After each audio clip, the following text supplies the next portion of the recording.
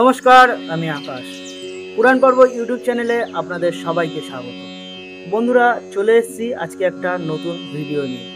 আজকে ভিডিওটা শুনবেন, আপনারা অনেক কিছু জানতে পারবেন। চলুন সরাসরি ভিডিওতে যাওয়া যাক।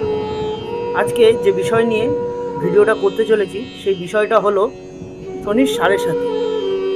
অনেকেই শুনেছেন শনির সাড়ে সাথীর ব্যাপারে, কিন্তু এই শনির সাড়ে সাথী কাটাতে কেন হনুমান চল্লিশা পাঠ করতে বলা হয়, চলুন সেই বিষয়ে বিস্তারিত জেনে নিই আজকের এই ভিডিও থেকে।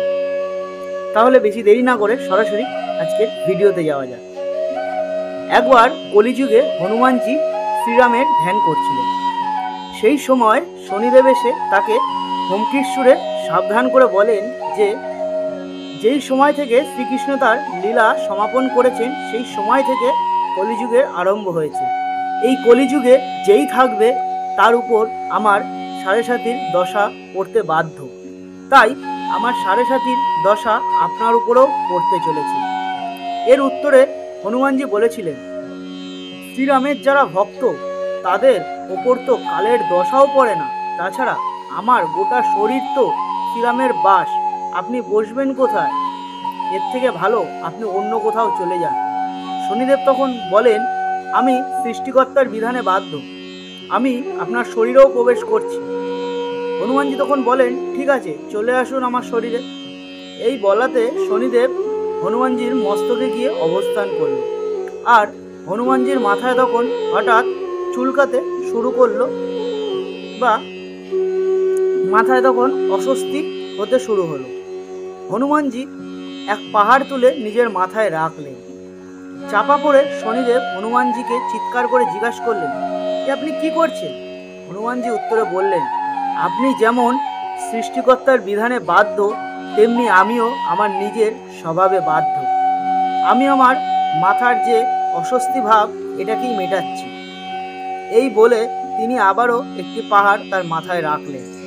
শনিদেব আরও চাপা পড়ে বললেন, আমাকে নিচে নামতে দিন, আমি আপনার সঙ্গে সন্ধি করতে রাজি আছি। হনুমানজি কোনো কথা না শুনে তৃতীয় পর্বত তার মাথায় তুলে নেয়। শনিদেব আরও চিৎকার করতে থাকে, বলে, আমাকে মুক্ত করো পবনপুত্র, আমি কখনো তোমার আশেপাশেও আসবো না। হনুমানজি এইবার চতুর্থ পর্বত তার মাথায় তুলতে ওষ্ঠাগত প্রাণ নিয়ে শনিদেব চিৎকার করতে থাকেন, আমার ভুল হয়ে গেছে রামভক্ত হনুমান, আমাকে ক্ষমা করে দিন, আমার ভুল হয়ে গেছে। আপনি কেন আপনার কোনো ভক্তরের ধারে কাছে আমি যাব না, এই কথা দিলাম। এই কথা শোনার পর হনুমানজি পাহাড় নামিয়ে শনিদেবকে মুক্তি দেন। সেই কারণেই কলিযুগের শুরু থেকে আজও পর্যন্ত বলা আছে যে শনিদেবের সাড়ে সাথী কাটাতে হনুমান চল্লিশা পাঠ করতে হয়, এবং হনুমানের নাম স্মরণ করলে অবশ্যই শনিদেবের সাড়ে সাথী কেটে যায়। এই ছিল আজকের কাহিনী, কেন শনিদেবের সাড়ে সাথী কাটাতে হনুমান চল্লিশা পাঠ করতে হয়।